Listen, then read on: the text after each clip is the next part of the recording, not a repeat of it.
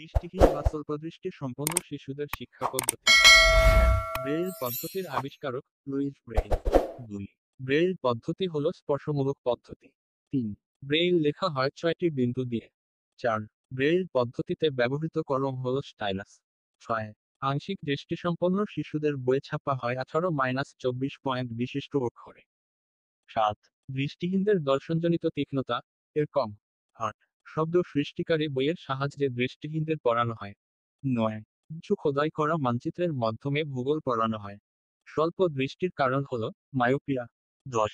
ব্যাহত দৃষ্টিসম্পন্ন শিশুদের শিক্ষা সমস্যার সঙ্গে সম্পর্কযুক্ত হল সঞ্চালনমূলক বিকাশে অক্ষমতা। 11. দূরের দৃষ্টির ত্রুটি মায়োপিয়া। 12. কাছের দৃষ্টির ত্রুটি হাইপারমেট্রোপিয়া। 13. ভারতে অন্ধদের জন্য প্রথম বিদ্যালয় প্রতিষ্ঠা করেন এনিশা। 14. প্রতিসরণমূলক ত্রুটির জন্য মায়োপিয়া হাইপারমেট্রোপিয়া ইত্যাদি রোগ হয়। 15. ভারতে ব্রেইল ছাপাখানা আছে দেরাদুনে। 16.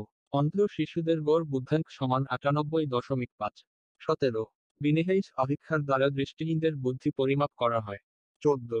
অন্ধদের জন্য স্ট্যান্ডার্ড ইংলিশ ব্রেইল পদ্ধতি আবিষ্কৃত হয়েছে 1950 খ্রিস্টাব্দে।